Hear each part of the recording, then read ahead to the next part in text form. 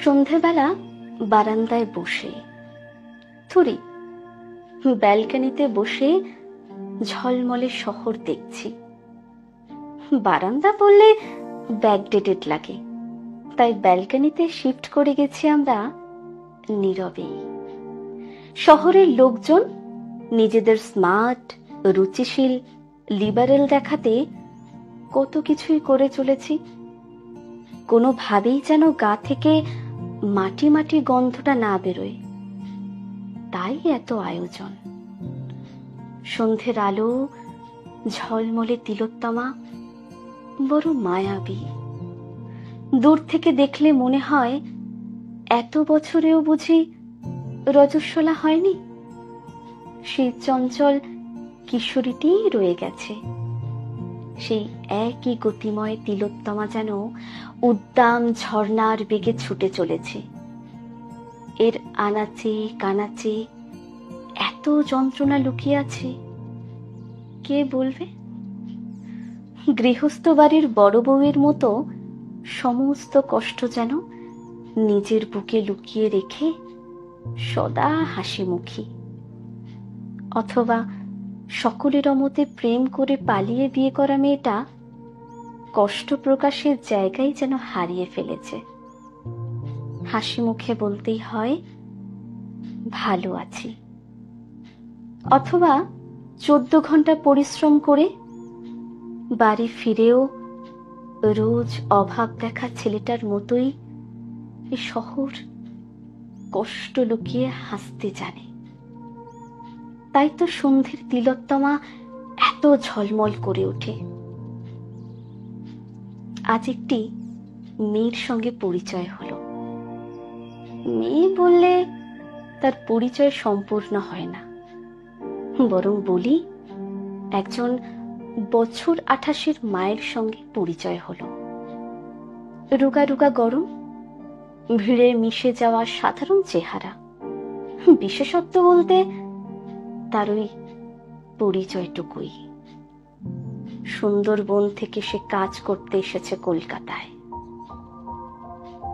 থাকে এখানে এক পরিচিতা কাকিমার ঝুপড়িতে। আদরের 2 মেয়ে। জীবনে কারোর কাছ থেকে সে আদর পায়নি। তার নামও আবার আদরি হয়? আদরের বিয়ে হয়েছিল মাত্র 14 বছরে। বড় মেয়ের বয়স যখন 7 আর ছোট মেয়ের 3, তখন তার স্বামী মারা যায় সাপের কামড়ে। সুন্দরবনে শুধু বাঘ নয়, বিষাক্ত সাপেরও বাস। আদুরি আর তার শাশুড়িমা পড়ে যায় মাতলার জলে। দামাল স্রোত তখন তছনছ করে দিতে চাইছে তাদের এক চিলতে সংসারটাকে। মেয়ে দুটোকে বুকে জড়িয়ে তার শাশুড়ি বলে, তুমি শহরে যাও, কাজ করো, আমি এদিকটা সামলাচ্ছি। ছেলেরা যদি শহরে গিয়ে কাজ করতে পারে, তুমি কেন পারবে না? নোনা জল, মাটি মাখা মানুষের লিবারেল সাজার প্রয়োজন নেই। পেটে গনগনে আগুন নেভাতেই তারা ব্যস্ত। আদুরি চলে এলো তিলোত্তমায়। বেশ কয়েকটা বাড়িতে রান্নার কাজ পেল। মাসে 1015 রোজগার করে।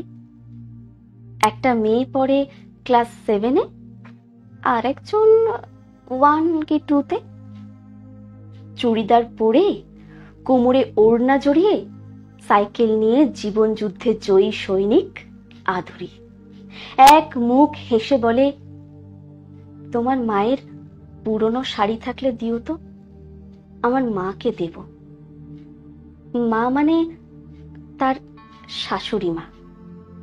গর্ভধারিণী মা তো আদুরির জন্মের পরেই ওপারে পাড়ি জমিয়েছিল, তাই মা বলতে ওর একজনই।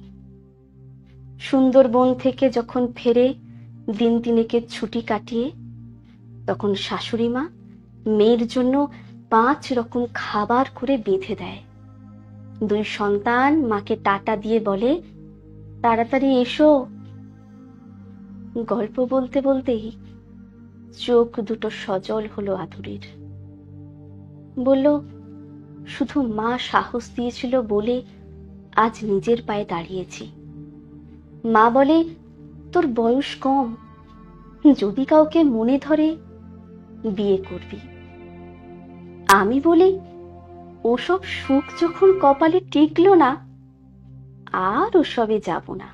আমাদের বাড়ির বউকে আমরা চাকরি করতে দিই না বলা শিক্ষিত দাম্ভিক মহিলাদের মুখে কষিয়ে থাপ্পড় মারা নোনা মাটির গন্ধ মাখা মাকে আমার প্রণাম।